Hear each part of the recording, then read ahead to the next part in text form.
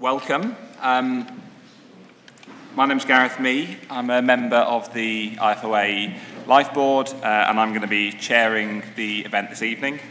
Very pleased that you can all join us this evening for at Staple Inn Hall, the home of the actuarial profession here in London. So tonight I'm chairing the Actuarial Research Centre's, that's the ARC's, Research Results Launch event. For those of you who don't know, the ARC is the IFOA's network of actuarial researchers around the world. The ARC delivers industry-led, cutting-edge research programs that address some of the significant challenges in actuarial science. And the great thing about the ARC is that it does this by bringing together academic rigour with practitioners' needs, working collaboratively with academics, industry and other actuarial bodies. And this piece of ARC research has been jointly commissioned with the IFOA and the Association of British Insurers. So, what we'd like to do tonight, this launch event is an opportunity to share with you the results of the jointly commissioned research project and encourage comment and debate. And I really do actively encourage all of you to get involved in that debate. So the format for the evening, we're going to have two presentations. Firstly, a member of our joint project review group is going to introduce the project, and then we're going to have our researcher highlighting the findings. Given the complexity and the interest of the topic, we're then going to have a panel debate for about 30 minutes where we're going to run through a few questions which we've prepared in advance to discuss amongst the panel. And then we're going to have a good amount of time for questions and answers from the floor and comments, of course, from you in the audience.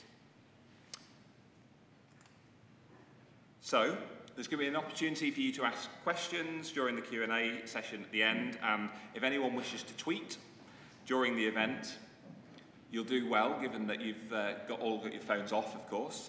But the hashtag is listed up here on the screen. So, for a few housekeeping notes, given that we are going to encourage you to tweet, then we'll allow you to have your mobile phone on silent rather than switched off. If the fire alarm sounds, then please leave by the nearest fire exit and staff will be on hand to help. The event is being filmed, so you'll get to watch it again if you've not had enough after this evening on the IFOA's YouTube channel and virtual learning environment. And the event was sold out, so I'm sure many of you will have colleagues who weren't able to attend this evening, but please do encourage them to watch the playback. I'd also like to take the opportunity to talk to you a bit about the ARC, encourage you all to learn more about the ARC and get involved in its research within your community. Information on all of the ARC's current programmes is available on the IFOA's website.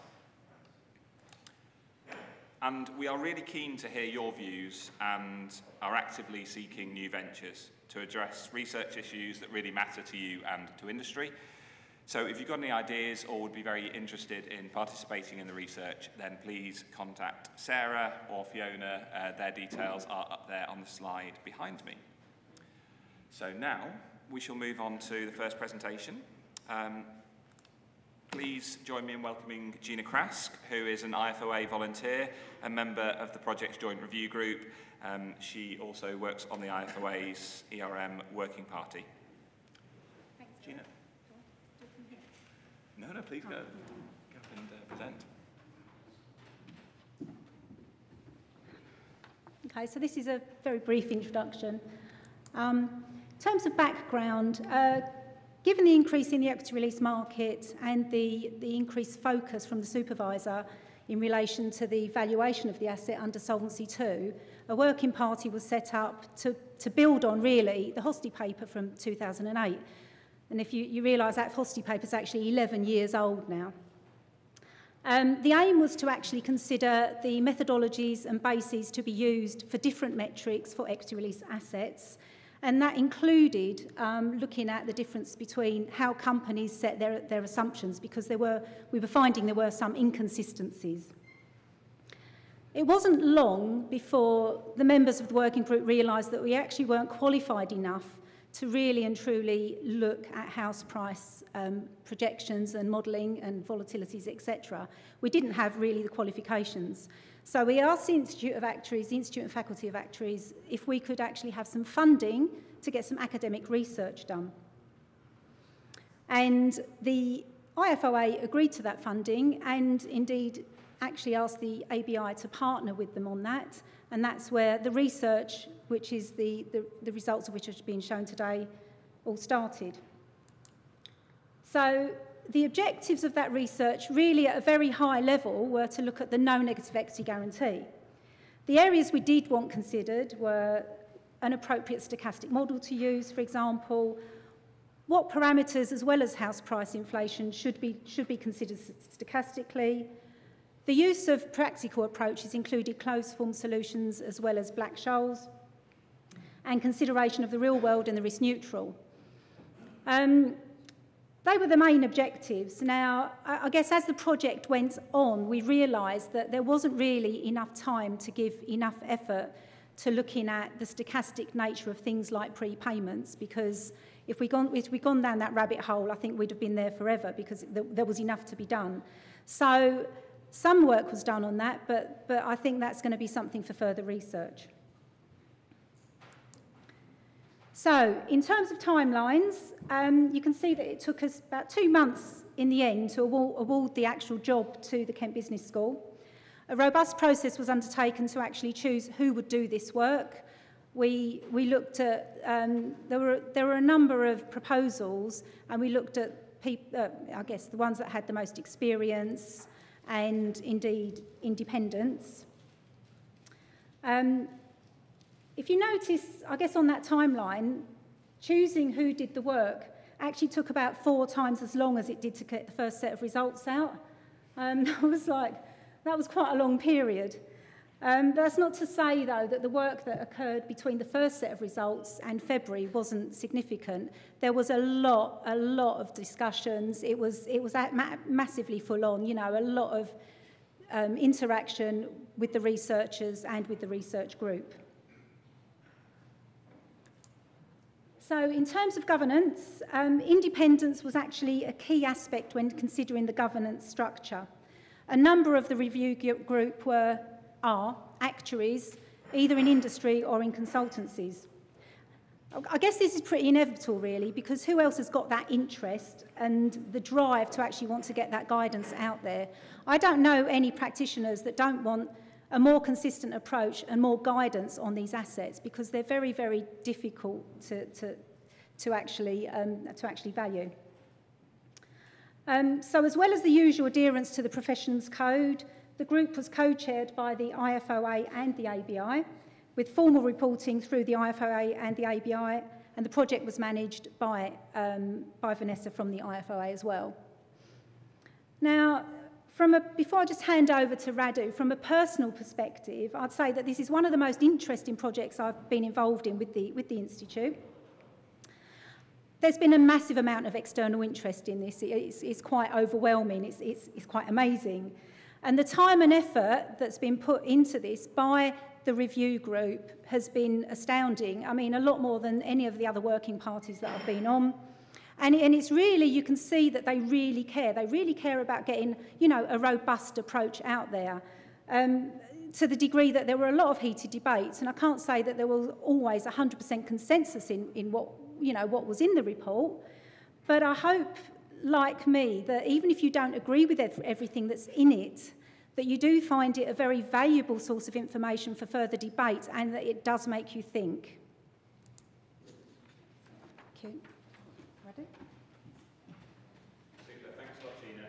So I'm just going to introduce our independent researcher now, Professor Radu Tanaru, and I think I'm going to go through the full level of experience, because I think it's certainly very impressive. So he's a Professor of Finance in the Kent Business School at the University of Kent. He's published on risk management and option pricing issues in many international journals, such as Journal of Banking and Finance, Quantitative Finance, Journal of International Money and Finance, Journal of Empirical Finance, European Financial Management, European Journal, a number of others, which I'm not going to go through in entirety. He's been an associate editor for the Journal of Banking and Finance, and is currently an associate editor for Journal of Derivatives and Journal of Portfolio Management. He's the author of Model Risk in Financial Markets and of Real Estate Derivatives. And he's worked in structured finance for Bank of Montreal and for Merrill Lynch. And he's currently the head of the finance group in the Kent Business School. So with that sort of background, I think you will agree that he is the right man for the job. And Professor Tanaru, please take it away with your presentation.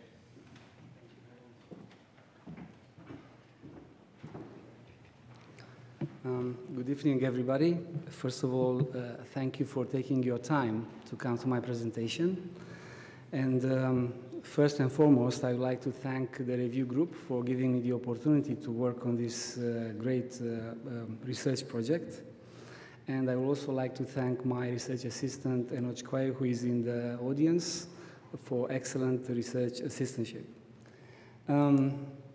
So like Gina already described, the mandate was to provide an upgrade on HOST et alia 2008 to see whether we can find a technology that is theoretically robust, but also practically feasible. So the first step of the research was to do a thorough literature review and to sieve through various models to find one that is an upgrade on HOST et alia, if necessary, but also to have a view from a practical perspective here, you know, so not just an academic extension. I selected a model which I think it works, and a methodology which I think it works, and is not extremely far away from what is currently done in the industry. And this is based on this ARMA-IGARCH family of models, packaged with a conditional Escher transform martingale pricing measure to have a market-consistent approach, kind of. It's still a proxy because there are no actual market prices for NNEGs. There are other decentralization techniques available, but I selected the ones that were always closer to the actuarial profession. Now, doing this research and given my background, it came out very clearly that there is a lot of model risk in this area. And in particular, parameter estimation risk that somehow is ignored in the financial markets in general. So first, I just looked at the GBM Black-Scholes formula and its cousin Black 76, because being in England, you have to establish why do you need to change. I mean, is there any need to change? So looking at the theoretical properties of the models and going through the assumptions, etc., it becomes very clear that you have some conclusions on these approaches before you touch any key of the computer. And these are the main issues with the geometric Brownian motion with the Black 76 that we need to be aware of, and this is the requirement, the need to go for an improved technology. Number one is data generating process. So the GBM as a data generating process cannot produce house prices that have serial correlation in returns and the kind of conditional volatilities that have been documented empirically. So there is no match there. It cannot produce that kind of performance. Secondly, the assumptions behind the Black-Scholes and behind Black 76 are simply not satisfied. We cannot short sell house prices. There is no futures market on house prices out there. So just to take a formula, as convenient computationally as it may be, and just apply it, it was an upgrade on the deterministic approach that has been used before, you know, like a deterministic growth model for house prices. But over time, things evolved. And it was very clear from the literature review that post-2008, in the academic literature, that there is a flurry of models from very simple to very complicated that provide various solutions. So another important point here with the Black-Scholes formula in Black 76 is that the valuation is driven quite heavily by the risk-neutral drift, by R minus G. And this is something technically that comes natural, but from a parameter estimation point of view, it brings G, the rental yield, into focus. So you need to be very careful what value you put in there. Okay, so on this, we said there is something that needs to be done here, and we selected this ARMA-IGARCH family because it solves the problems which I identified. This is a model that ARMA takes care of the serial correlation problem in house price returns, and IGARCH takes care of the modeling properly the conditional volatility. So putting the two together is kind of natural. Is not something super esoteric like Levy processes or jam diffusion of some sort, you know, very complex models. As you can see, the returns and the risk-neutral valuation under this model are still Gaussian, with the difference that the parameters mu t and ht vary with time. And this is the major advantage that ARMA-IGARCH model has over GBM. The parameters can change with time and model better the evolution of the house prices. So, okay, in the report we have description of the technology, how to select the model, etc. I'm going to present some slides on the goodness of fit. But you need, suppose you select a model. It doesn't have to be ARMA-IGARCH. You can select an ARMA-GARCH. You can select ARMA-GGR. You can select, I don't know, any other model you may think of. But it's an incomplete market setup. So you need then to pass the next hurdle, which is to find the risk-neutral measure. So the risk neutralization, which I decided to do following literature, is not something I dreamt overnight, is this conditional Escher martingale measure, which is just an extension of what people know already about the Escher transform for calculating insurance premium, i.e. for one random variable. So in Formula 2, what you see, each factor is actually an Escher transform. So you construct this sequence of variables zt by just multiplying them, and this sequence of variables is a martingale. Because it's a martingale, you take advantage of that, and you can construct theoretically your probability measure that will take care of calculus. The technology in stochastic analysis terms is described in a series of papers by, as you can see, Bullman et al. 96, you et al. 2004, and in NNEG context by Lee et al. 2010. But I like to point out to another paper which I really like, Gerber and Xu 1994, where this conditional Escher martingale measure is very well described. So what you need to do is to find out the risk neutral parameters lambda, which is for each period of time I have a different lambda. So I need to compute these lambdas somehow to fix my pricing measure. So as you can see in Formula 3, the moment generating function looks normal. So I know I'm still swimming in a Gaussian kind of world. Everything will come analytically at the end of the day. You just need to fix it. You need an equation to find out your lambdas. Now, equation 4 is what is used in the literature. It is imposed exogenously, and at the moment, because we don't have any forward prices of house prices or any market prices related to equity release mortgages, we can't do better than Formula 4. So R minus G reappears. Right? So but in a sense, it may be some comfort to some practitioners that is not far away in terms of calibration from GBM. It's still R minus G appearing there in the drift. So, but you can identify your parameters in an analytical setup, so you don't need to do any search algorithm or anything like that, and putting things together in the risk-neutral world, the house price returns are again Gaussian, with the same variance as before, and the risk-neutral drift, again, R minus G minus 1 over 2 HT, which changes with time. So clearly, under this new technology, the main important factor driving the modeling is the way you model the conditional volatilities. And this is what ARMA-IGARCH brings better than the geometric Brownian motion. With geometric Brownian motion, let's remember, the variance of returns increase with time, linearly and indefinitely with time, over a long horizon. So this is like Usain Bolt, you know, if you go like that, the longer you go, the bigger the variance it will be, right? Whereas here, you have a modeling that is more like an ocean, you know, you have little waves from time to time, but sometimes you have some big waves, some big spikes. So once you can see real world, Gaussian returns.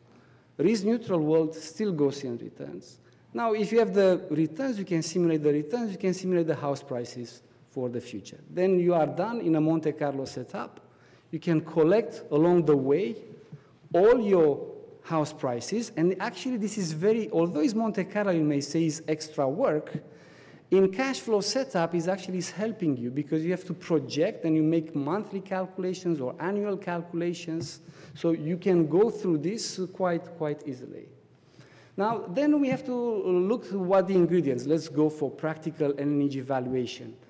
We have to put here, you know, a list of inputs, like you see a vector of LTV loadings, risk-free rates, the roll-up rate capital R, rental yield, mortality, morbidity, and prepayment tables, house price volatility. So from all this list of ingredients, only rental yield and volatility, you need to do extra work in terms of estimating or modeling somehow. All the other ones you just take from the market. Nobody will dispute the way you take them.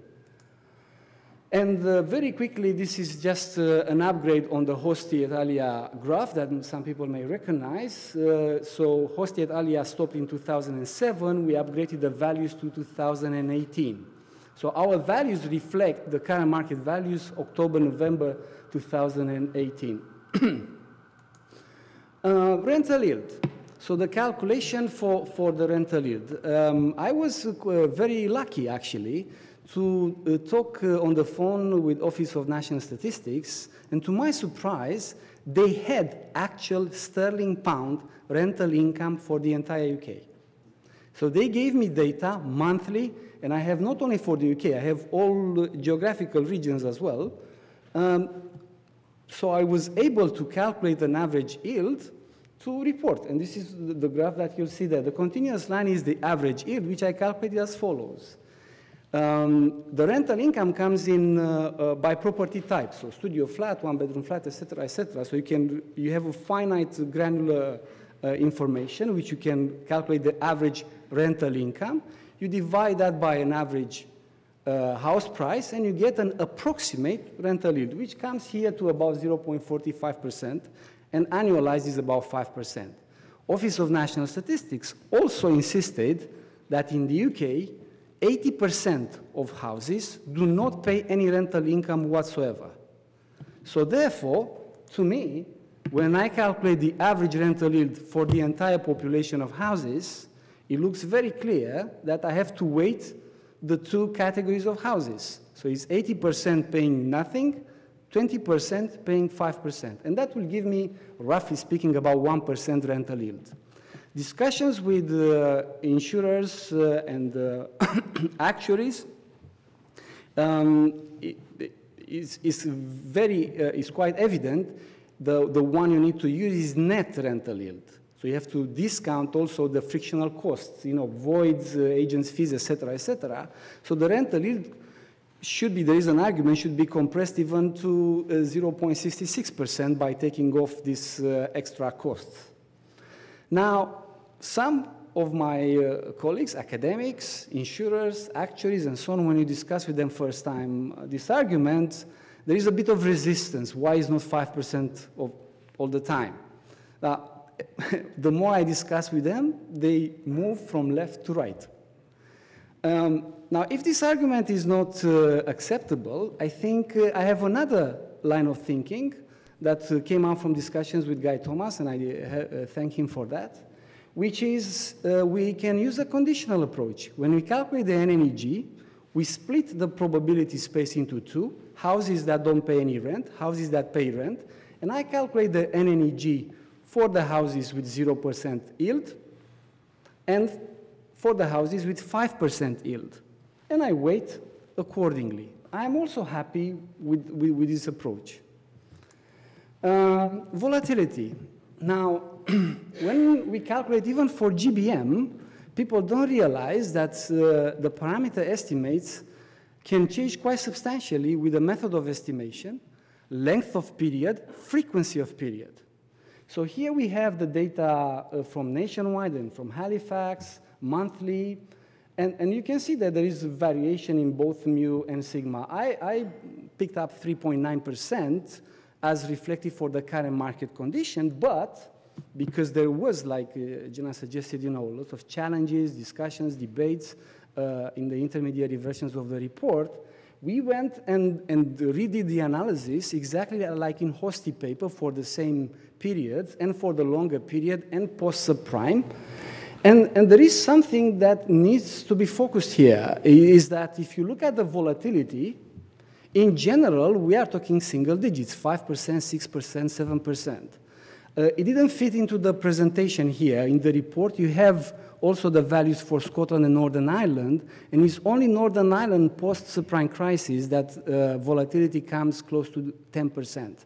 What I'm trying to say is that whatever value you decide to choose, and the practitioners may decide to be very refined and go through the specific geographical area, if you go to double digits, you already use a stressed value for the volatility. So using 12%, 13%, when the actual estimated one is 6%, is almost double. We are talking about a stress scenario there in double digits. So for the ARMA-IGARCH, what is the advantage? Well, being a trained statistician, goodness of fit is very important. So what we want is a model that fits very well in sample, but also that forecasts well out of sample. I don't know if you can see the bottom two graphs are the important ones. There is the in-sample fitting is very good. And if you look at the conditional volatilities, is exactly what I was saying.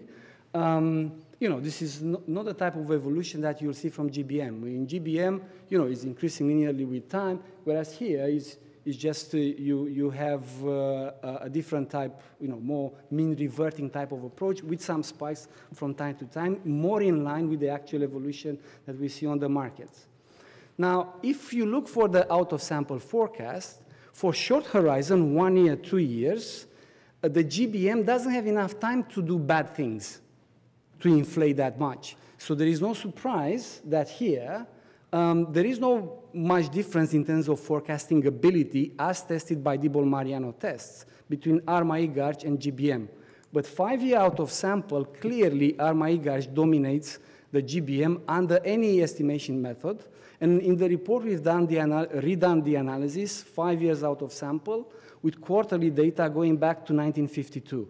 And it's the same, it dominates. So there is a clear benefit as a data generating process to use ARMA-IGARCH. So with that in mind, we did the baseline scenario calculations for two roll-up yields, two roll-up rates, 4.15% legal and general, and 5.25% from ERC. Now, these are the baseline scenarios because I want to do a sensitivity analysis to compare with these two. I mean, the calculations clearly show that the ARMA-IGARCH are below the GBM. I want to be very clear on this. A priori, we have no expectations that the ARMA-IGARCH valuations for NEG would come below GBM. With changes in values of parameters, 1 year from now, 3 years from now, 7 years from now, things can go easily the other way around. If you think about it, you know, Usain Bolt, if the trend is positive for GBM, even if it's inflated variance, will make it bigger, but out of the money for the put, right? So things, people should not believe that the ARMA-IGARCH is a solution to compress the energy valuations, because this is not, all right? So looking at the sensitivities, if you change the LTV, yes, there is, that will be an impact in the valuations of the NNEGs. If you change the risk-free rate, the lower the risk-free rate, the higher the NNEG, but it's not very sensitive. It is sensitive, but not very sensitive. Very sensitive is to the roll-up yield, yes? And if you look at the graph top right, the values for GBM and for the RMI-GARCH NNEGs are almost identical, i.e. in the high-risk NNEG areas, the two models will give you the same values. Now, if you go for the rental yield, it's very sensitive to the rental yield. 1% difference, the values increase maybe 3, 4, 5 times fold, right? So, and if you go the other way around, 2% decrease, look at the values. You almost have 0 NNEGs. So rental yield value is extremely important in this setup for both GBM and RMI-GARCH. For volatilities, yes, there is sensitivity, but not as much as expected. If you look at the overall levels, by comparison with the previous graphs, are not as high as those. However, if you look at on the graphs on the right, 5% versus 10%, again, if you just double volatility, you should expect 3-4 times increase in your NNEG valuations. So we say, okay, we know a model, we have a technology, we've seen the sensitivity. What else can happen there? What else can happen is that various insurers may use different models, and they should be allowed to, in my opinion. But with different models, how can they communicate with the regulator? So there was a suggestion to calculate the implied volatilities with a Black-Scholes formula, looking at the prices produced by the RMI-GARCH. So say RMI-GARCH is the good model, I take the prices there. What are the implied volatilities that if I can stick into the geometric Brownian motion into my Black-Scholes will match exactly the RMI-GARCH values? And this is the exercise that it was done here for various ages and so on. And at the beginning, I was skeptical. I have to confess, I was skeptical about this mechanism because of the problems that were experienced in the equity exotic options arena, where this, from one model to another could cause kind of problems. But I can see this clearly working well as a tool of communication with the regulator. The regulator doesn't need to know necessarily everybody what kind of models technology are using, but they can report regularly on a set of given scenarios the implied volatilities. If the implied volatilities are the same around all markets, it's fine. Everybody's doing more or less the same numbers, but with different tools. But if one insurer reports 10%, another one reports 2%, maybe that signals there is a need to zoom in and to look more closely at what is happening with those models. So I'm more fond now about this technology than I was before. And this points out to the next part of our research, deferment rate. Because at the end of the day, everybody, all market participants will have to obey the rules imposed by the regulator. That goes without saying, right? So in my analysis, I looked at the deferment rate. Now, the deferment price, just to make sure everybody's on the same page, is the price you will lock in today to get ownership of the house in the future, right? So everybody understands this, but it took me a while to just make sure my brain adjusted to the nomenclature. And I could see why. Actually, in my brain, I had that concept already. It's a prepaid forward. So what I described is just a prepaid forward price. That's what it is. So in equation 8, the deferment rate is your discount Q rate that locks in that identity, the deferment price with the current house price, or the prepaid forward with the current house price. Now, if I have the prepaid forward, very easily, just compounding that into maturity, I have the forward price. So the forward price, formula 9, is nothing but the prepaid forward compounded. Therefore, any condition, constraint imposed on prepaid forwards can be reformulated as a condition on forwards. For example, if we say we require R minus Q to be negative, that is equivalent to say that the forward curve on house prices is in backwardation. If we say R minus Q is positive, then we require forward curve on house prices to be in contango. So in the documents from the PRA, everybody using their internal models, they have to clear some hurdles. There are some 4 bullet points, 4 pillars for modeling, one of them requiring that the deferment price should be less than the current house price. But now I have a technology to reformulate that in terms of forward prices, which is what is done there. And if you look at, for example, Formula 12, I isolate everything on the left to test the quantity on the right. So in Formula 12, we have the deferment rate. So if I say, how can I test if the deferment rate is positive? Deferment rate positive is equivalent to say that what is on the left side is less than 1. So if I could get forward prices, futures prices on the property, and looking at the current property price, just discount that with the risk-free rate, I am able to test whether the deferment rate is positive or negative. So I do not have the futures forward prices in this report for the residential properties in the UK. But we do have futures prices on IPD, on commercial. So what I've done here, so we have the F0T, but on commercial, on IPD index.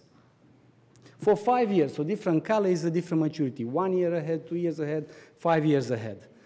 We calculated that deferment quantity, and we plotted them across time, February 2009 to July 2009. So most of the time, we can see clearly is below 1. Most of the time. Not always. There are contracts. You can see the gray line at the top, starting August 2009 and continuing to the very end. And occasionally in June, July, you have even the 5-year contract, which is above 1. So therefore, the deferment rate, yes, it is positive most of the time, but not all the time. So therefore, what do we take out of the research? Well, what are the main points? Well, the main points are that the geometric Brownian motion and the black 76, as it stands, as the market conditions are, assumptions are not satisfied. So if we use the formulae, we use it for computational convenience. As a data generating process, geometric Brownian motion, we know we won't be able to match our house prices. There is a new technology, ERM, that can produce better data generating process. The deferment rate, as explained here, can be linked to the forward price. So if you look at the formulae, it's nothing but the convenience yield that we know in commodity markets. So what are the steps? Well, the steps for the valuation of an NEG, you need to select a model to be comfortable with. And the only thing you can do is to make sure it forecasts out of sample as good as possible the house prices. That's the only thing you can say, okay, my model is good. Then risk neutralize that, pick up a risk neutral measure, and then proceed to calculate with Monte Carlo whatever you want your quantities of interest. The volatility is important. I don't see any reason in the Hosty paper from 5% it jumped to 11% using de-smoothing, using techniques that are relevant for commercial property, not for the residential property. It is possible in the high-risk energy areas to have actually the GBM and the RMI giving you the same values. So don't think, people shouldn't have expectation one is above the other or they are totally different. It's just selecting a model that seems to work. We'll have maybe more discussions in the Q&A, but if you don't mind, please hit the apple. Thank you. Thank you very much. Randy, do you want to come and join us again potentially with the clicker? Thank you. Thank you very much. So, I'm going to introduce the panelists now. We're going to have about half an hour of Q&A, and then we will open up questions to the floor. So, to my far left is Andrew Rendell. Andrew is an actuary who's worked for the Phoenix Group for nearly 20 years. He holds the chief actuary function for one of the group's life companies that invests in equity release mortgages and has led its matching adjustment applications, which include securitized equity release mortgage loans, and he is one of the ABI's representatives on the project review group. I've introduced Gina and Radu already. To my immediate right is Tom Kenny. Tom's got 19 years of experience across a range of actuarial roles. He's a very active member of the IFOA, where he's a chair of the Equity Release Mortgages Working Party. He chairs the Life Research Committee, member of the Research and Thought Leadership Board, and a member of the Life Board, and the chair of the Health and Care Product Research Group. And his day job is Director of Actuarial and Underwriting at Just. And then to my far right is Malcolm Kemp, who is an adjunct professor at Imperial College Business School, an associate in Barnett Waddingham's insurance consulting practice, managing director of Matrion Limited, and a member of the advisory scientific committee of the European Systemic Risk Board, amongst other things. So we have a very esteemed panel here. I will make it very clear, particularly given how sensitive this topic is, that the views expressed during this discussion are absolutely the views of the panellists. They should not, under any circumstance, be taken to be those of their employers. So, thanks once again, Radu, for your presentation. I'm going to open up with a question, perhaps in response to the paper, first of all to Tom, which is whether you see any merit in using closed-form solutions instead of the simulation-based approaches used in the paper. Thanks, Gareth. Is that picking up? Okay, yeah. So I think clearly from a practical point of view, there is a strong benefit in having a closed-form solution. It's just easier to use in pricing and other applications within actuarial work. It's also the methodology that is currently used by the majority of practitioners in the UK. So that's just the pragmatic reality of it. Does that mean that we shouldn't look to move to new, more accurate models potentially? I would say it shouldn't stop us from doing that. Perhaps a compromise would be to use more accurate models, these simulation models, to calibrate closed-form solutions so that they're appropriate for the economic conditions that they're being used within and the duration of the ERMs that they're being used to value and price, and the LTVs and rates. So I think that is probably the way it needs to go from a practitioner point of view. I do think there's probably further work that needs to be done by the working party to actually look at how we would want to implement this, or how we would recommend the profession looks to implement this into day-to-day work, because it's not obvious. And I think there's a real probably capability gap. So Gina mentioned it, the working party, which was made up of a large number of practitioners from the UK industry, didn't feel that they had the skill set to do this research, and that's why Radu was involved. But also, you could say there's a large number of people that outside of the working party also don't necessarily have the skill set to take the model, even though Radu, who's a professor of finance, would say it's fairly straightforward to apply. So I think the profession has a role to actually provide some education, and hopefully that's what the working party will do, to actually upskill the UK profession so that we have the capability to use these more sophisticated models. Super. Thanks, Tom. Andrew, any advances on Tom's answer? Yeah, so I agree with all the points about sort of practicality and using Radu's point about using an implied volatility surface as a means of communication. I guess the other practical point is in terms of internal models where you need to rerun values under a large range of scenarios, and where you need to do balance sheet projections to project the no-net costs into the future. That's going to be a lot easier with a closed-form solution. So I think it's a calibration and validation point that these models would be useful.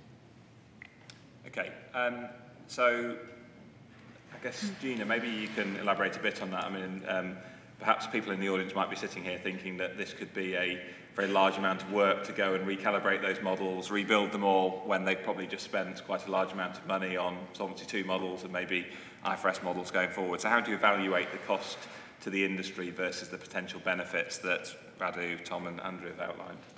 Yeah, that's a good question. I'm glad I got that one. I don't think anybody's at the moment suggesting a wholesale change in the way anybody does their modelling. We're not there yet. But giving a reason that it's easier to use probably won't wash going forward.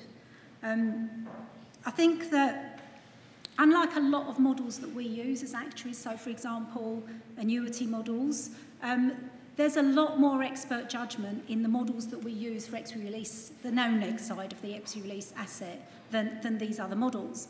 And good governance and good procedures means that really you should be testing alternatives and what these alternatives do to your results. Under Solvency II rules, for example, you're meant to be testing alternatives for your expert judgment. That doesn't mean building a whole suite of models to actually, do all of your equity release assets through it.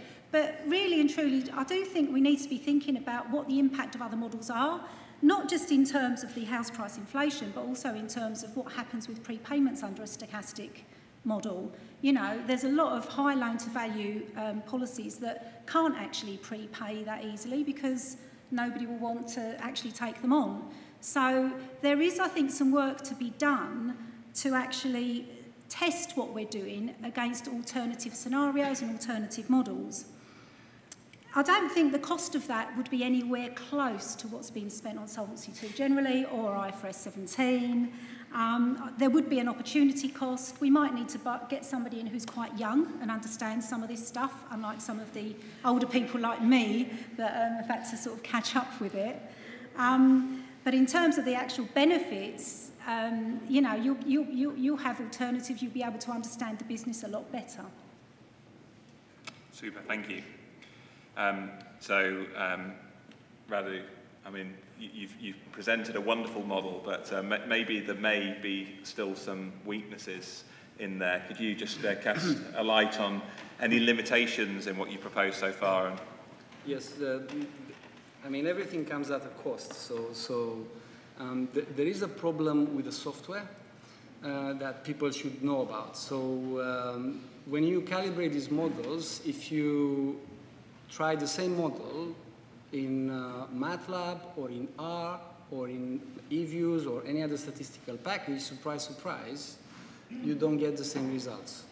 So, there are two levels of understanding here. One is to understand what needs to be done and play just to get an understanding.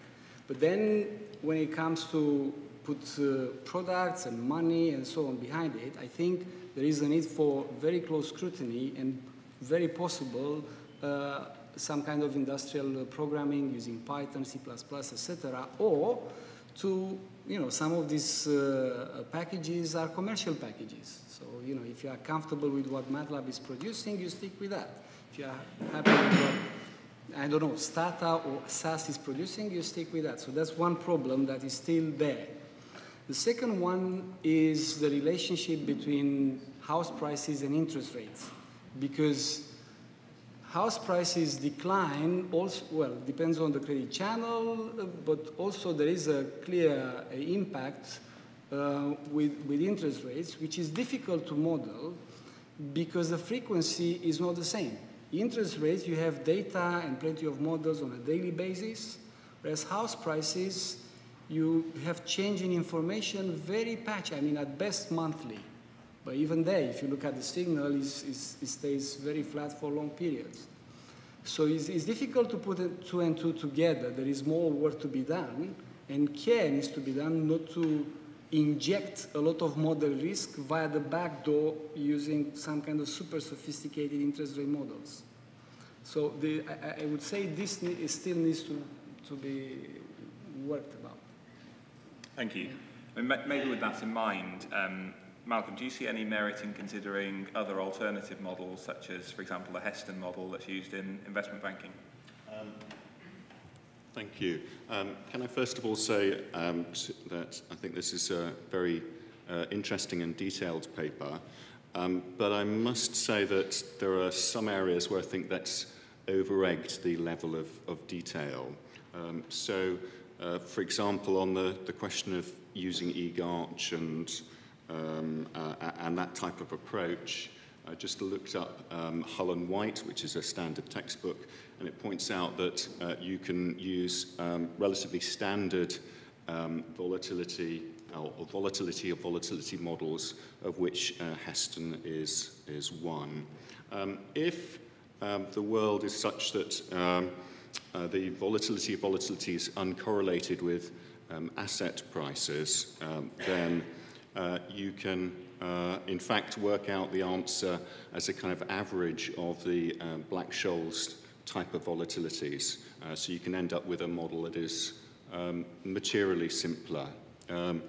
So when I came to look at the analysis, still slightly surprised by the low level of volatility that appears in the baseline assumption.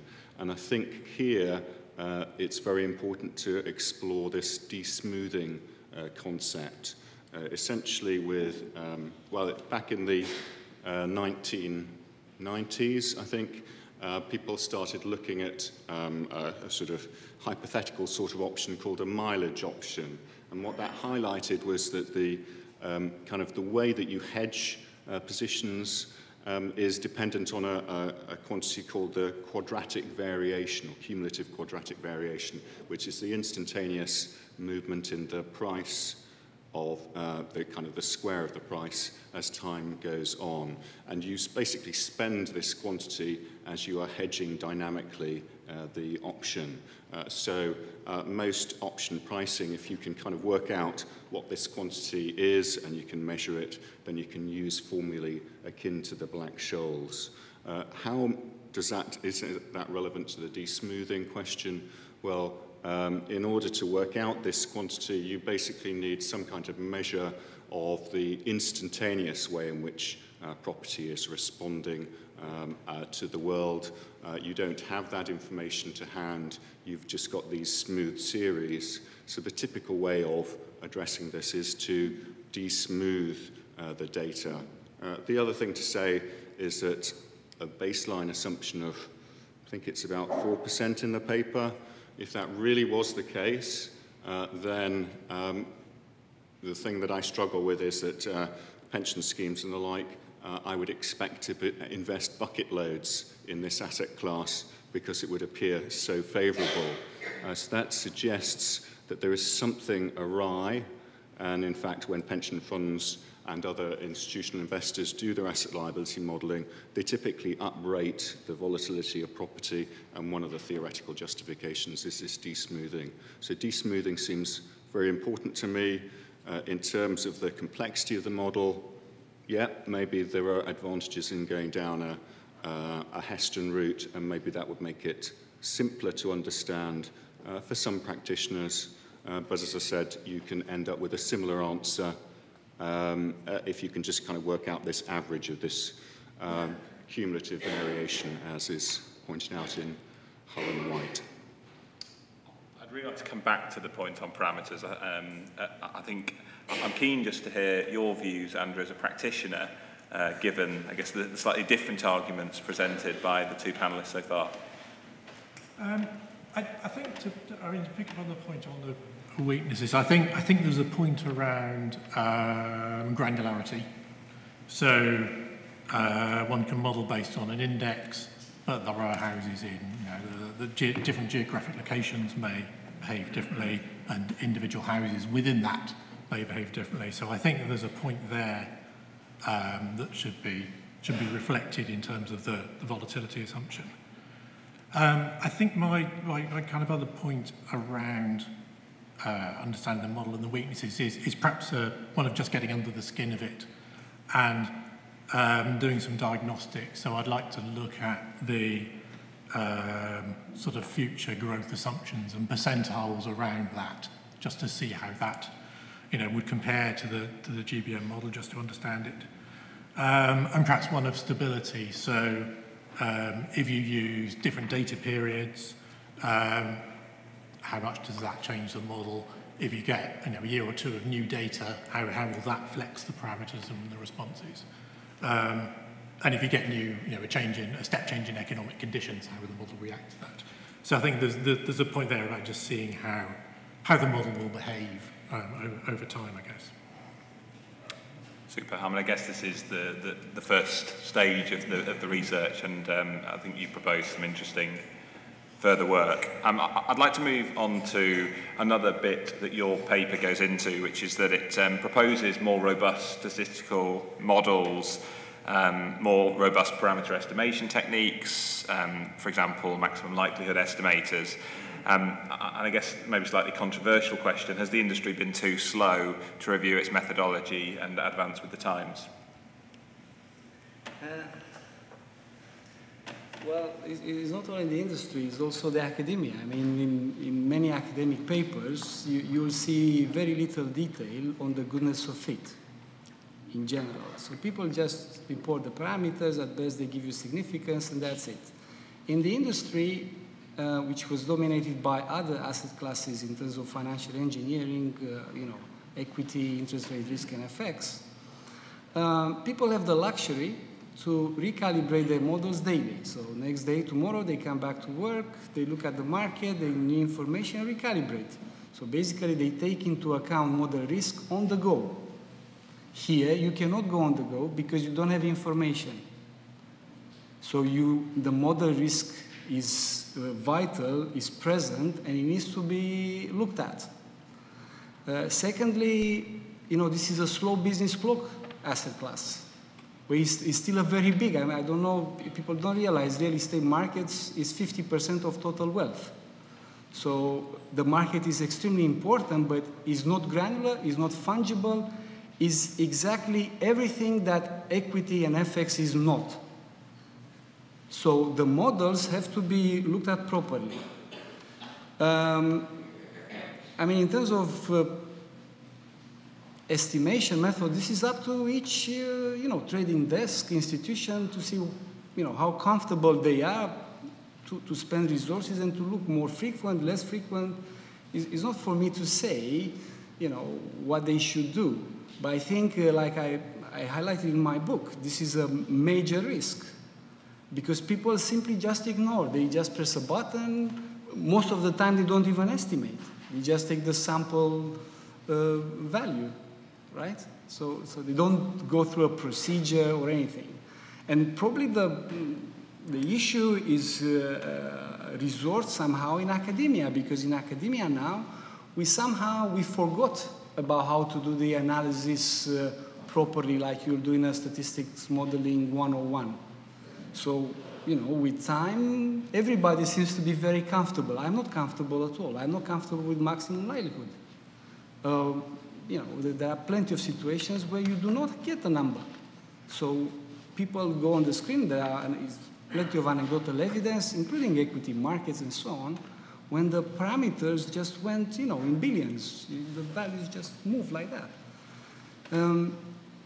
I think it's a real issue. I think I try to offer a solution with the Research Council to ask to establish an open platform where people will take all asset classes and all models and will highlight, the advantages, disadvantages, open code, everything that can be verified. So collectively, we will be a lot better off. Because if I want to estimate, let's say, Heston model in property markets, I'll just go there, see, is there Heston there? No, it's not. Okay, maybe I'll take it from somewhere else and look at it. So I think the issue is still present, but to my mind, nobody wants to look at it. That's how I see it. Thank you. I'm going to put another one of the big issues on the table, and I'm going to ask you, Tom. So one of the actuarial profession's favourite debating techniques is whether risk-neutral or real-world approaches are more appropriate. The paper doesn't quite come to a conclusion on that, but interested in getting your view, Tom, on that particular question. Sure, yeah. So I think the risk-neutral arbitrage-free approach, which is covered in the paper, effectively is quantifying the cost to hedge the guarantee, and if there was a market, what would be that market cost of the guarantee. Whereas how insurers currently value lifetime mortgages is basically to look at what they expect the best estimate cash flows on those mortgages to be, and then to calculate the yield on those mortgages so that they can calculate an illiquidity premium, and that's what flows into the discounting of the liabilities that are being backed by these assets. They come up with very different answers. The risk-neutral approach will produce a higher cost of the NNEG. Matching adjustment isn't calculated on that basis. It's not a purely market-consistent approach. And I think we have to... I don't think this is really purely a technical debate. This is more around what do policymakers and regulators want UK life insurance industry to be using to calculate the value of the liabilities, long-term insurance liabilities, because clearly if we move down a purely market-consistent route, which is based on the cost of hedging guarantees, it's going to be extremely expensive, and you could argue that that would impact annuity rates, to make them lower. It could also reduce the availability of ex-release mortgages, which I think most people would argue is not in the public interest. Also, you could say that other regulatory regimes don't take this approach around the world. The UK is not, a regulatory island. It's not isolated. You can transfer risk offshore. And I think that would not be in the public interest either, because then that would be profit being transferred into other tax regimes. So I think it's not really a technical debate. It's more around a policy debate. And I think the IFOA has a key role to play in this, to really explain to policymakers what the impacts are of the two approaches. I would say what hasn't come out in the paper is what the difference between those two approaches is, and that's something the Working Party wants to look at, is to say, look, what is the difference between the two approaches, and then have that policy debate, because market consistency is obviously where we are today in a large part of the financial industry, but market consistency doesn't necessarily work. The global financial crisis was largely driven by the investment banks and banking approach to modelling risk.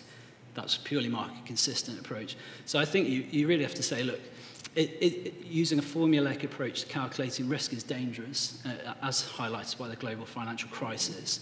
And we need to really look at, should there be a framework within which insurers have to calculate the value of these risks? The PRA have come up with one, but taking any judgment away from professionals that have a long-term view of risk possibly isn't the right way to go about doing it. And I think that's a debate that the profession needs to have, and then it needs to take it to policymakers to say, well, which version of the future would you like? Would you like a future where we have a thriving ex-release market, a thriving annuity market that helps consumers to protect themselves against longevity and investment risk? Or do we want a future where it's too expensive to buy these long-term insurance products? And I think that's the kind of the essence of this debate. Reasonably strong views, and Tom. Andrew, how do you possibly add to that? I think I'll go down the slightly more technical route rather than the political route, I think. And probably use the Solvency II rules as the backdrop, I think. So it seems, if you think of what Solvency is trying to do, you've got some assets and you're trying to measure the economic worth of those assets and compare them with your liabilities. So I think if you have an equity share on your balance sheet, what's the economic worth of that? I think you'd probably quickly accept that the economic worth to the insurer is probably about the same as the economic worth to anybody else. And therefore, a good measure of that economic worth is the market price of the share. Sort of seems fairly straightforward. I think where it gets more complicated is when you look at the fact that insurers have long-term liabilities, they have long-term illiquid liabilities, and then matching them with the liquid assets. So there's a synergy there when you bring those two sides together.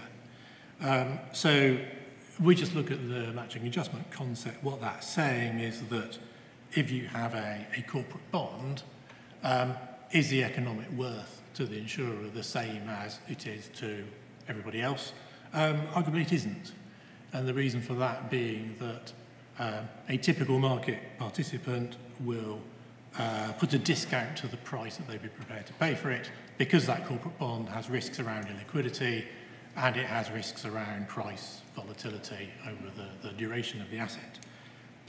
The insurer says, well, I don't care about that because I'm going to hold my asset to maturity and therefore I don't need that discount. So the corporate bond is worth more to me than it is to a typical participant. So that's what the matching adjustment does. That recognises that, and it's expressed through an adjustment to the liabilities rather than an adjustment to the assets. But in a sense, that's what's going on. So the question then is, how does that map through to ERM, and in particular the sort of property side of ERM? So if there's a very high loan to value and what you're going to get is a property back, what's the economic worth of that property? Now I think I accept the principle that if you had an open market property available today, that the worth to the insurer of that asset probably is the same as the worth to anybody else, and therefore the market value of that property is a good place to start. I think where it gets more complicated is when, in the context of ERM, you're then saying, actually, I don't have that property today. I'm going to take control of it in a number of years' time, in 20 years' time. And therefore, the deferment rate concept brings a discount to that. And I think you could argue that that discount is doing a number of things. So firstly, it's allowing for the loss of income, the loss of control on that asset over that period. But also, arguably, it's a discount for the fact that you're not going to see any cash out of that asset for some time. You can't sell it. So to many investors, that would be quite a significant disadvantage. But maybe less so to an insurer that's got long-term liabilities and it can just wait for that value to emerge. So I think, under a market-consistent mindset, I do think it's reasonable that an insurer's view of a deferral rate would be lower than a general market participant's view of a deferral rate because of those illiquidity type issues. Super, thank you. Gina, so we've already talked a bit about volatility, but the paper definitely proposes some different parameters to what I'm sure you're used to seeing in the market, and certainly different to those proposed by the PRA. So should insurers be altering their parameters? Yeah, tomorrow. No, that's a joke. Yeah. I'll caveat the next thing I'm going to say with the Hosty paper 2008 is an exception. We can't just lift assumptions out of a paper that comes along and then just use them, you know, sort of the next day, the next week, the next month. Caveated the Hosty paper 2008, where there are some companies still doing that. And in addition to that, I mean, what the PRA have set out, that is a diagnostic test. That is not meant to be what we consider to be the fair value of the asset. I think we sometimes forget that. Having said that, I mean, the paper comes out with some relatively low volatilities that we're not used to seeing, and I think there needs to be more work done around that, around the sort of, you know, the single house price dilapidation, old people living in there. That hasn't really been factored in at all. The de-smoothing thing, I thought I understood that until a few minutes ago, actually, which I'm now having to have to rethink that. So the answer to that is I guess no, and also we have to step back a bit as well. I mean, I always keep forgetting that what we're trying to do here, under Solvency II and under IFRS, generally under IFRS, is to actually set out what you think is the fair value at a third-party arm's-length transaction, effectively. And although there's no liquid market in that, there are some transactions out there, and you know, you have to think, well, did they go off and use a full-blown stochastic model? Did they use a deterministic with some scenarios? Did they do this? Did they do that? It feels to me that we've got a lot of things pulling at how we do our valuation. We've got the no day one gain under IFRS, you know, we've got the EVT under Solvency II, we've got real world, risk neutral, and I can really see this paper's really good to get these discussions out, and I do urge you all to keep an open mind when you look at it, because we don't always, you know, sometimes we've got a very, very narrow way of thinking, but I do think that there's more to go, and I think this may go on for longer than the Brexit discussions. We'll ignore the Brexit bomb that you've just thrown in. Radu, I guess a few different views on volatility parameters. I mean, I think we've heard potentially volatility could be higher. We've heard de-smoothing, dilapidation, individual houses, regional variations. Given what insurers are doing, do you think there's an argument that the volatility that they should use might be different to the one that you've suggested in your paper?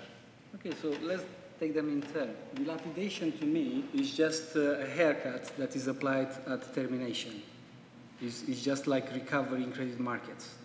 So you go there and see what it is. Okay, you don't get par value of the house that you expect, maybe you get 90%. Although the contracts say that that's why we charge the roll-up yield, that every year we go and check the maintenance. But I'm happy modeling-wise to say dilapidation is 10%, 5%, 20%, whatever practitioners decide it is. Then when it comes to the volatility of the house price, our modeling was done on the index. And of course, the volatility of the index versus the volatility of a single house is different. And, you know, we teach our students Hull, etc., that the volatility of the index is lower than the volatility of one constituent, classical example, because of diversification. But if we take that a little bit closer, diversification also means you have negative correlation in, you know, different assets being negatively correlated. If you have only 3 assets, they cannot all 3 pairs be negatively correlated. So there is a lot of positive correlation in the basket of house prices in the index. So if people want to go granular, that's fine with me, but I like to see some volatilities higher than the index. Then I also like to see the volatilities for houses below the index, because this is how the index volatility will come up where it is. There is no other way around. That's an estimation procedure. We highlighted already there is geographical variation that should be taken into account. Now, coming back also with the dilapidation, if you apply dilapidation, where is the idiosyncratic difference coming from? Is it a double counting here? Because if I have a house price, maybe somebody takes the equity release mortgage loan and spends a lot on maintenance, improving the house. Maybe another borrower doesn't do anything, just dilapidate the house. So this variation is related to a dilapidation channel. If I apply dilapidation at the end, I cannot also apply, you know, increased volatility all the way. So I think here there should be some measured considerations. When you go granular to the house level, yes, volatilities could be higher. I hope people will also agree should also be lower from time to time, because otherwise you won't be able to calibrate at the index level. It's as simple as that. The values we reported over different periods of time. Post-subprime crisis was a very benign period. That's why the volatility, as it is now, is relatively small. If you go back to 74, to 52, I mean, people challenged me already, you know, actuaries, practitioners, and so on. That's why we did in the report a thorough analysis to highlight that it is an issue. It is very dependent on the period, on the frequency, on the method of estimation. But also we have to remember, if we just put double the value in the NNEG, we should see the NNEG value going 3 times, 4 times higher. It's as simple as that. So I would say, yes, maybe more research is okay, but going to the individual house, there is not a clear mechanism. It's not. Mark, I'd like to come back to you just on the parameters, and you know, perhaps you can respond to some of Radu's suggestions. Yes, thank you. In terms of dilapidation risk, I think I would agree that it feels to me a little bit more like the adjustment to the R or the G that you were talking about rather than the volatility. In terms of risk neutral versus real world, I would agree also there's a policy dimension to that, and interesting that the only countries that make use of the matching adjustment in Europe are the UK and Spain. So the places that you'll be directing your focus to may have some interesting dynamics in the near future, put it like that. In terms of volatility of individual houses and regional variations, one would expect the insurers to have portfolios of these negs, and therefore you would get portfolio diversification. So I would have thought that there might be some reason to adjust from the index, but maybe not necessarily by a huge amount. I think, are we going to come on to the deferment rate shortly, or do you want to? Yes, I was going to do deferment rate. That was going to be the last question before we open up to the floor. Okay.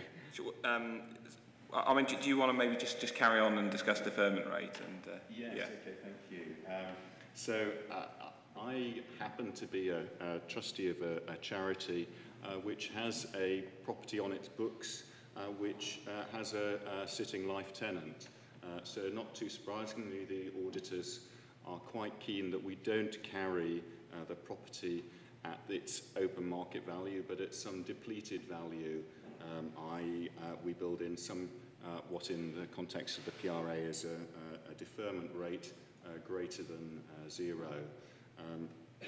I think I kind of struggle with the concept that it might be less than 0 within this type of market, at least on a portfolio basis, because that is implying that you've got some ultra-altruistic individuals who are going to be very keen to enrich the insurer at the expense of themselves. In fact, the charity that I'm concerned with has been given the property by the sitting tenant, so it might be an exception to that rule, but I think in the context of nearly all commercial transactions, I would expect the deferment rate to be positive for those types of arguments. And I think I saw recently, last week when I read the paper, looked on the internet, and apparently the average discount between the price that you would pay to buy a property with a sitting tenant and the price you would pay without that sitting tenant is roughly 50%. So it does seem to me that there might be scope to come up with some benchmarking. It's implausible to see that 50% being above 100%, in my opinion.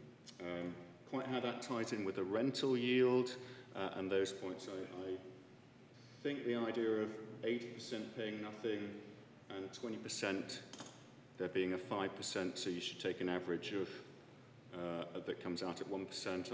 I'm not convinced by that logic, because it's not really the what the 80% that are paying nothing presumably are the individuals who have their own properties and are therefore benefiting from those properties. So I'd like to explore that further to understand the rationale for that averaging analysis. Okay. I guess rather you presented the case for the defence in your presentation. We've heard a bit of a case for the prosecution. Andrew, which side are you going to fall on? It's fair to say we did spend some time discussing this in the review group. I'll give my own take, which is that I struggle with the 20% factor, or perhaps more to the point, I think it's 20% times rental yield plus 80% times something. And that something, I think, is logically the utility value to the homeowner that's in their own home. So how do you measure that? Well, clearly rent is one option, because that's another way they could get a roof over their head. But I do think there's an argument that the market rent that you pay includes a profit margin and funding costs for the landlord, and therefore maybe that 80% should be applied to something less than rent. but I don't think it's zero. But I think we have to step back and say, why are we looking at rental yield in the first place? And what we're really interested in is the deferment rate and not the rental yield. So the rental yield might be one way in which you could think about what the deferment rate is, but it's not the answer. So there are a few things on that. One is that the rent is a short-term, rental yield is a short-term measure. What you really might be interested in is very long-term rents, i.e. the leasehold, looking at leasehold properties. And the PRA referenced that, some academic papers that they reference that look at the relationship between leasehold and freehold properties to try to identify a deferment rate in that way. The other thing that strikes me, and this may not be quite academically right, but if you think of it as I might have a real-world assumption of property growth, and I might have a real-world assumption of rent, and if I add the two, I'll get a real-world assumption of my total property return. What risk neutralisation does is it effectively applies a risk adjustment to squeeze that total back down to the risk-free rate. And it doesn't seem obvious to me why the property growth should bear all the brunt of that risk adjustment. Or put it another way, should the risk-adjusted rental yield be lower than the actual rental yield, so that you make an adjustment to the income down a bit and the growth down a bit, such that the total comes to the risk-free rate. And then I guess my other point was that the one I referred to earlier in terms of an insurer, I think, would rationally have a different view to the deferment rate to a kind of a market-based assessment. Thank you very much. I think the panel has hopefully provided some balance and a wide range of views. You've been very patient so far, but we've still got a very good amount of time for questions. So just a reminder that the session's being recorded and everyone wants to hear your questions. So please state your name before you ask, and please wait for the microphone to come forward. Who would like to kick us off from the floor? There's one right at the very back. Thank you. Can you hear me? Yeah. Thank you. My name is Dimitrios Gamas. I was looking at the paper and originally I found the results counterintuitive because the conditional volatility model shows prices less than the Black-Scholes model when we introduce another source of uncertainty. And the only way I think that I can explain it, if I compare it with stochastic volatility option pricing models like Heston's, is that the distribution of the property returns is platykurtic and skewed to the right. Hence, in comparison to the normal distribution, on the side of the negative returns, on the left side, shows less probability of negative returns occurring. Hence, I think you need to include in your paper figures for skewness and kurtosis. Did you have any immediate comments on? Yeah, no, there is not very much to comment. Basically, the energy values are impacted by a combination of R minus G, that is neutral drifts, and volatilities. So I'll repeat once again, the volatilities for the GBM inflate linearly with the square root of time indefinitely. So they will keep increasing, whereas the conditional volatility is generated by R-Maillard. They may have some spikes from time to time, but then they will come down. Mean reverse, they come, evolve, and then from time to time they evolve. So that will be the, if the major energy risk we know is at the back end of the curve. It's not at the front end. So given time, in the region that it manifested, under the current values of the inputs, the GBM came above. But like we've seen for different other inputs, they could be the same. And I can easily generate scenarios at the different inputs where R-Maillard will be on top. May I make a comment? I think that the volatility in the GBM stays constant. It doesn't increase over time. The stock price, the property price explodes. Hence, in your graph, when you show the conditional volatilities, if I'm going to plot the GBM model volatility, is going to be a flat line. There's no change in the volatility as you go forward. Yeah, because you refer to the actual definition of volatility. Let's refer to the variance of house price returns. Yeah, it's the same, the square root, no, it's right? not the same. Yeah? No, it's not the same. The variance of house price returns increase linearly with time. Yes, and the volume with the square root The vol of time. is the same, it's constant. It's just sigma. Whereas for RMI gauge, they change every month. Or every year, if you want, depends how you model it. Yeah, it's been reverting, right? So, whereas I benefit from a mean reversion effect in the RMI gauge, at the long end, the GBM will produce very high variances, so that your distributions will look very dispersed. This is the effect that was captured in the baseline scenarios. But in the sensitivity analysis, you can see other inputs. So, you know, if you want to take volatilities higher, you can take one of the sensitivity analysis as your benchmark and consider the other values as sensitivity analysis. Similar results were reported in other papers. So it's not, RMI gauge has not been applied here the first time. You can consult the papers and you can see various different results in different markets and so on, including UK.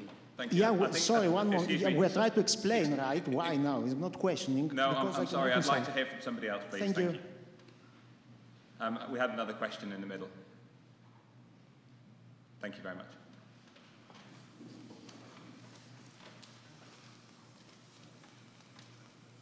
Thanks very much. My name is Gordon Aitken. Practical question, this one. The professor said, and it's been mentioned a couple of times, that the PRA ultimately their regulations need to be followed. And now that you've published the paper, what will you be proposing to the PRA and when? It seems on volatility at least, you're saying the current capital requirements are already high. The PRA put out a statement in December already, so I wonder what flexibility you think they have to budge. And if the PRA don't budge in any way, do you expect reinsurers maybe to take an interest in the no-neg risk and maybe take that off the hands of the insurance companies as they did with longevity risk? Thank you. I don't know, are you comfortable answering that as a question as a practitioner? Yeah, sure. I think we've been engaging with the PRA, the Working Party, and the review group, and they've seen early drafts of the research. I think they do need to look at the parameterization that's covered in the research and just take a look at it and say, do they still think what they've proposed within PS 3118 is that still appropriate, or do they need to change some of the parameters within it? Basically, to go back to the point around, you know, are they comfortable with the level of capital that they're requiring insurers to hold? You know, and the PRA may take the view that they are, and that, you know, that's their right to do that. But I think it's all part of having an informed debate, and that's why we commissioned the research, so that we could have an informed debate.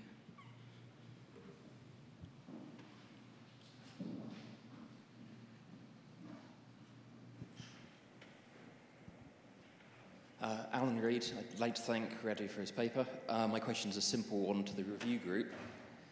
How has an independent bottom-up implementation of the model and calibration proposed in the paper been carried out by the review group? I.e., how far has the review actually gone and how deep?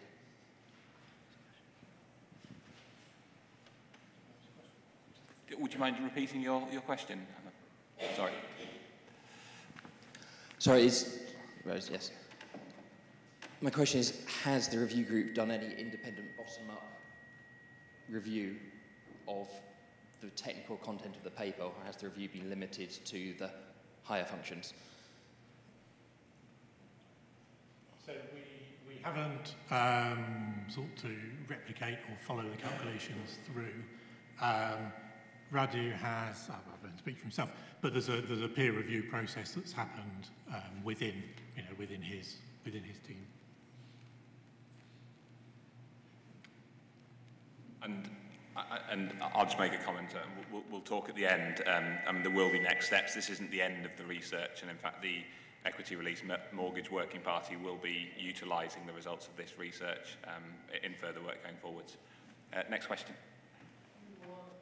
As far as risk neutral and real world go, if you're valuing a portfolio of lifetime mortgages, a well-constructed real world model, such as you might use with using a cost of capital approach, should give the same value of portfolio value for the asset as a risk neutral model, or very similar.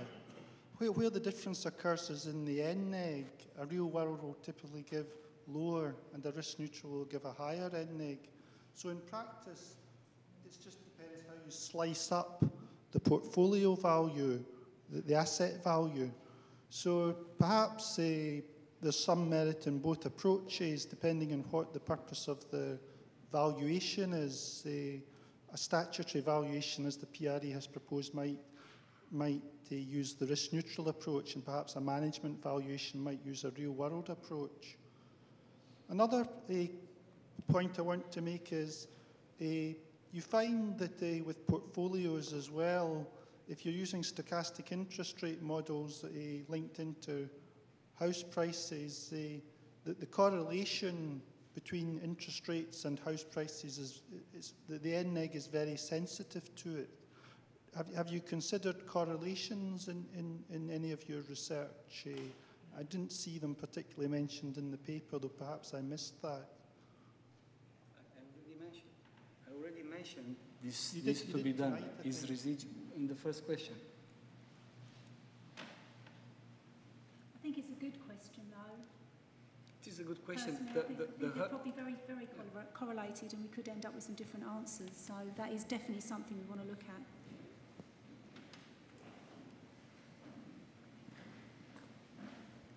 Hi, the name is Joseph McCarthy. So I've got I guess, a relatively practical question, although it's a little bit technical. So on the one side, we've got a conditional volatility model. On the other side, we've got a constant volatility model. Now, I think, Malcolm, you mentioned a kind of a stochastic volatility model, like the Hester model.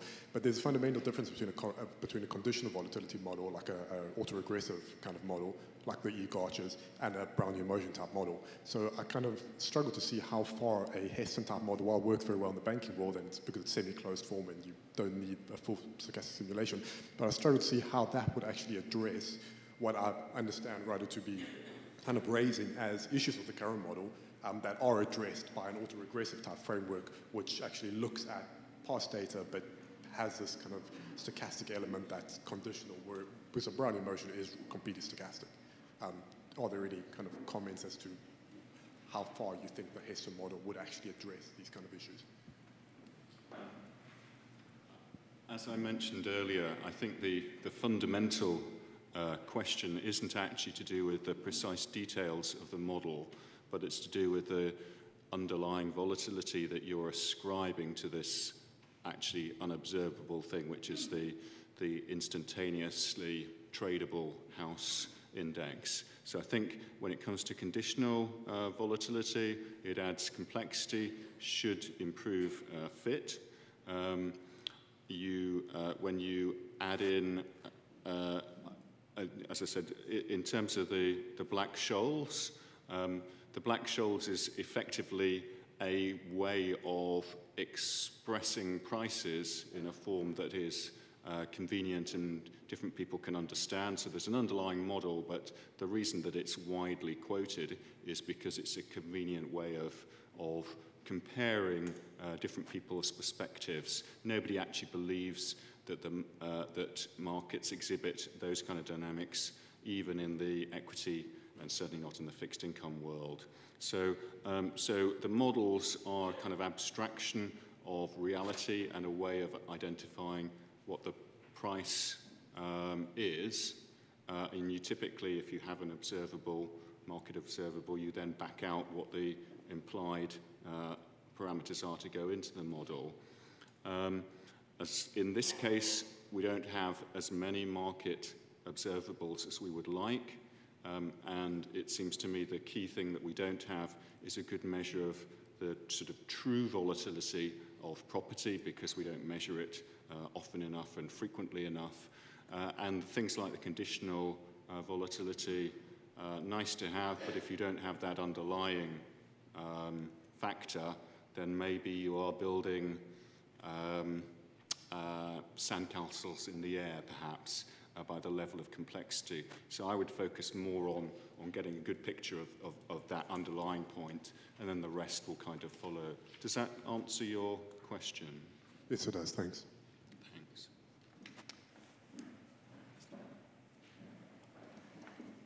Sean Lazari. I would imagine if you fitted the sort of statistical model that's discussed in the paper to an asset category where there is a derivative market, for example, for equities, you'd come out with implied vol surfaces which are lower than those associated with market prices, or typical market prices. I'm just guessing, but I expect that's what we'd find, because in terms of real-world market prices, investors are risk-averse, so they attach a premium to buying put options, that sort of thing. Should a similar sort of uplift to the implied vols that are used for valuing these put options be used? Yeah. The implied vols come lower because when you compound them to the long maturity, that you need to keep it low so to get to the right level of variance at the back end. I agree that if, for example, if you fitted to equities, you don't have this autocorrelation effect, so you would fit a model that has your variance panning out more over time. But then if you then took that model, the same model you've applied, yes, it will have different parameters, but use it to price options, those option prices will be lower than the market price of equity options. We don't have any observables here, and NEG is not even tradable. It's a construct that you need to calculate a value because it's required by the regulator.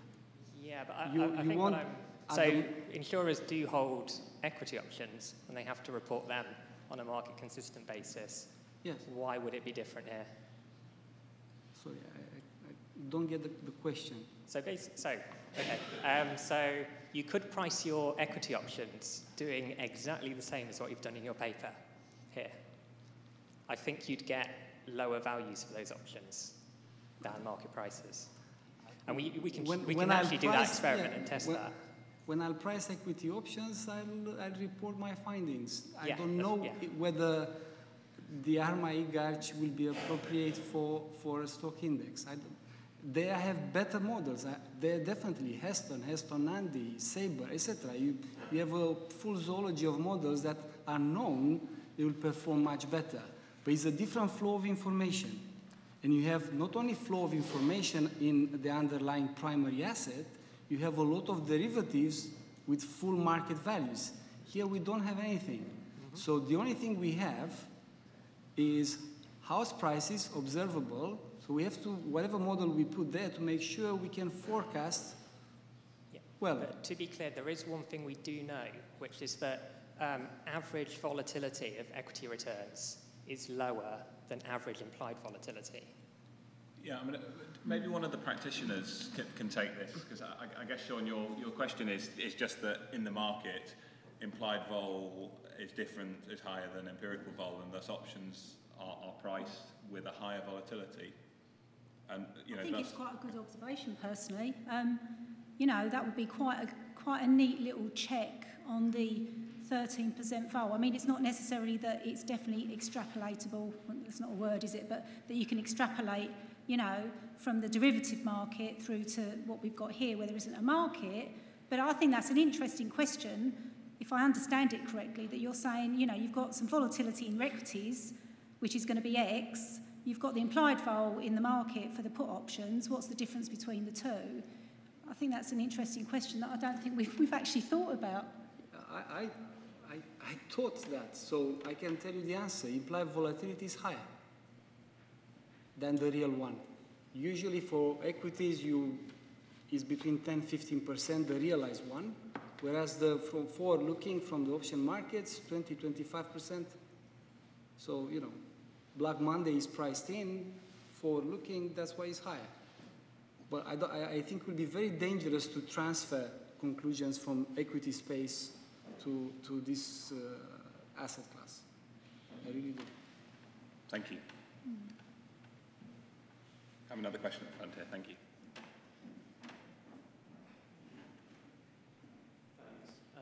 Julian Ellicott, again on volatility. Professor, had you considered also looking at the land registry data series of individual property transactions to derive a value for volatility? Sorry, which database? The land registry database, it only goes back to 95. It's got about 30 million transactions, so you can actually look at the individual sale. I don't have the luxury to have that database. If you can buy it for me, I would be eternally grateful. I know people are looking at it. That's what I do know. So very soon, probably, there will be a big market player making a type of financial product entrance in this space.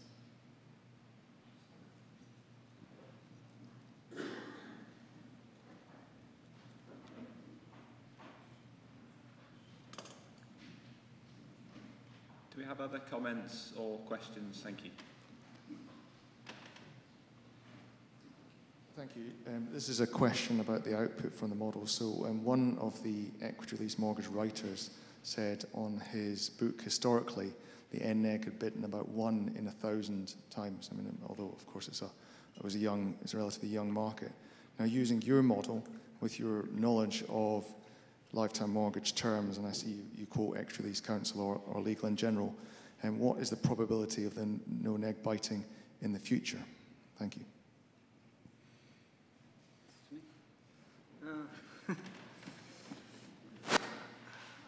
I don't have full visibility of actual portfolios.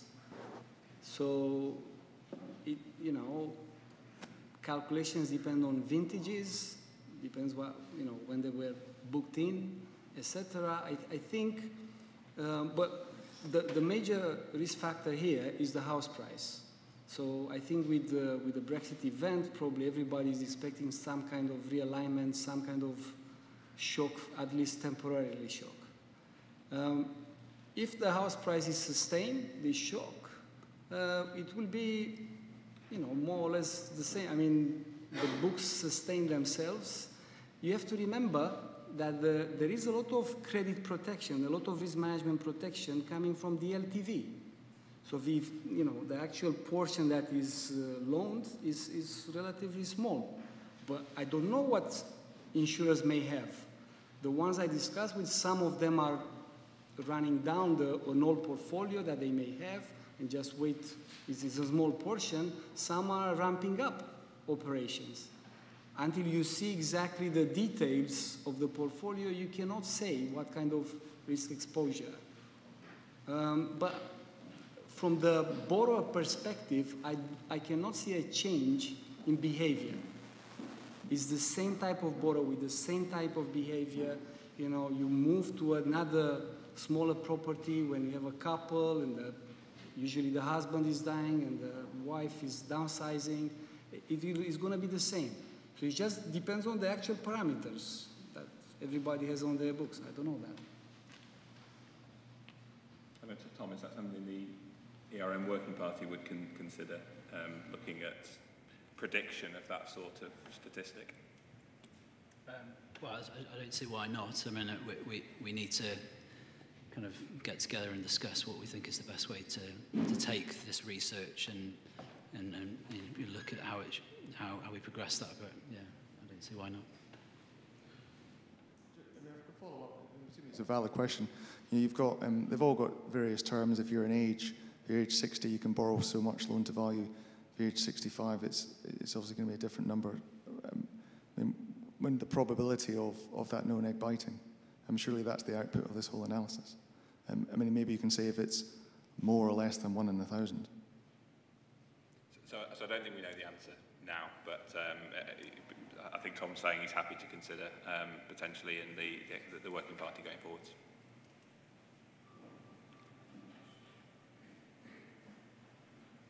We've got another volunteer at the front.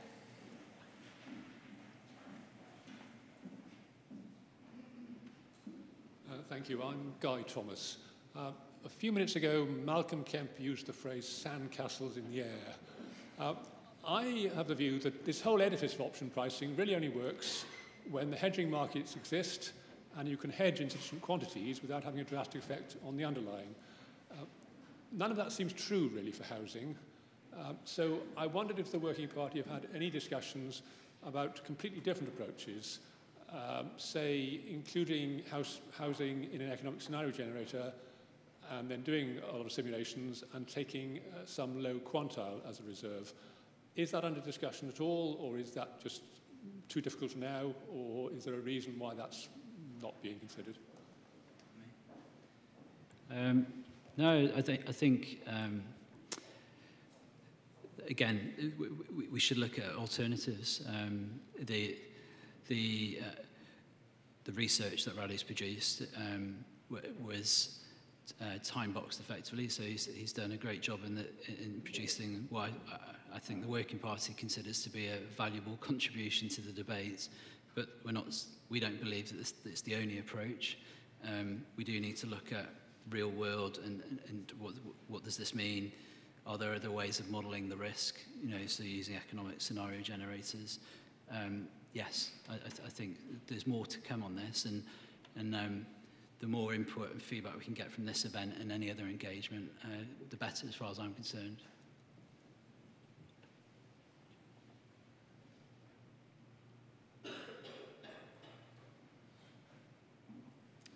Another one at the back. As far as a real-world approach goes, do you think that house prices enjoy a risk premium above some measure of inflation or above some measure of interest rates? What's your view on that? And what sort of level of risk premium, if you assume a constant risk premium, would you think is appropriate?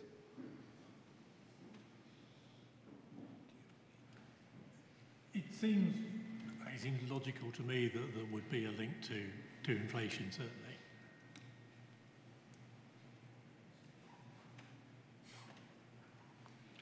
Any advances on that from other panellists?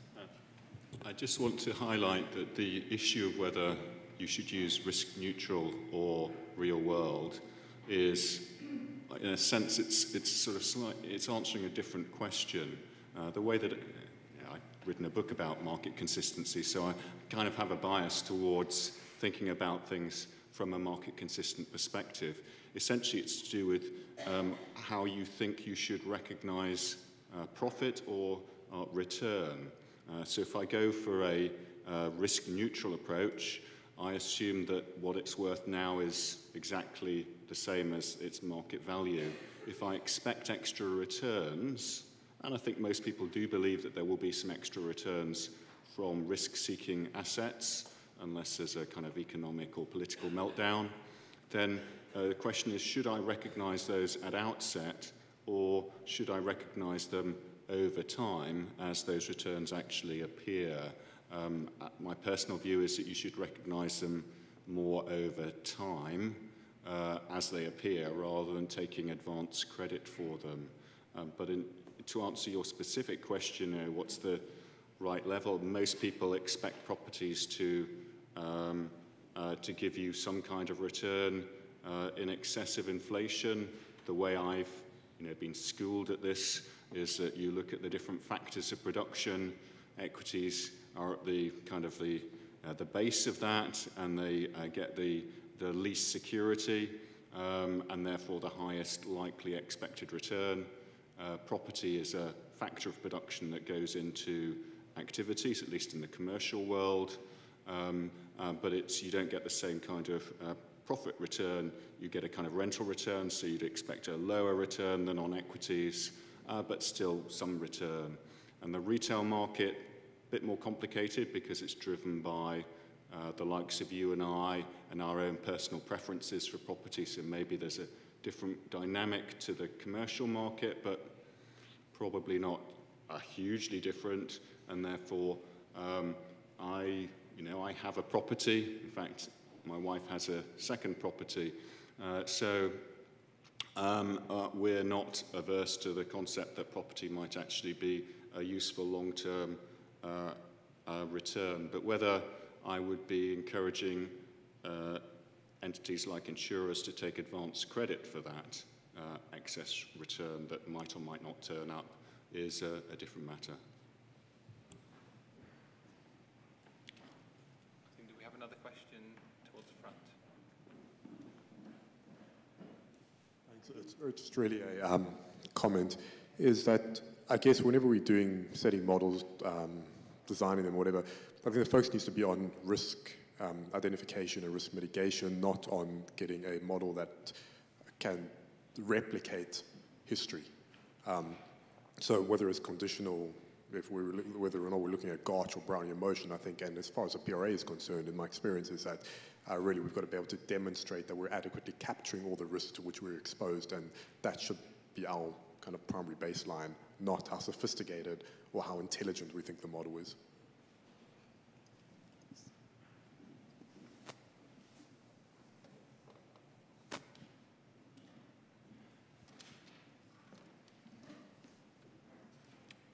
We exhausted the room's capacity for questions, with the risk of denying you 5 minutes of CPD.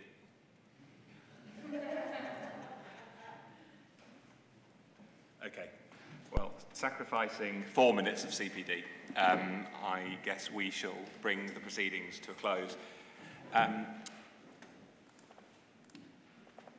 So, first of all, can I thank the Professor once again, and also for the panel members for being here today and for giving us their views.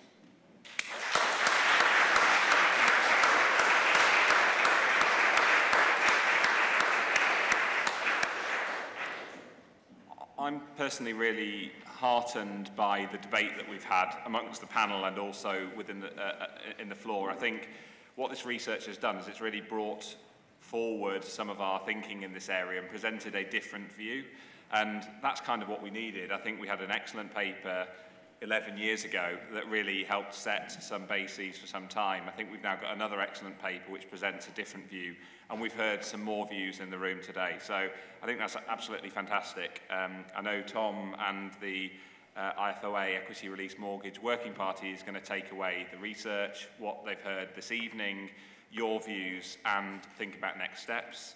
If you've got further thoughts or questions post the meeting, then hopefully you know members of the panel or the IFOA executive and can submit questions. I don't believe we had any tweets this evening, but you know, there's also that mechanism as well. This has been another great project because we have been able to do research that wouldn't have been possible with normal volunteering, as Tom alluded to. The Actuarial Research Centre is set up to try to take forward some of the really important research that we think we need some additional sponsorship for. And so there are partnership opportunities via the ARC. If this is something that you or your organisation is interested in, then Fiona or Sarah would be very happy to receive your suggestions. Please update your CPD record for an hour and 55 minutes. And if you would be so kind as to complete the feedback survey in order for us to improve our work and future events. I mean, just to be clear, the feedback from the last sessional meeting on equity release mortgages have fed into the way that we've run it this evening. So it really is very much appreciated for those people that take the time to do that and give us some detailed comments. And you will get an email early next week. And with that, I'll call the session to a close. Thank you very much.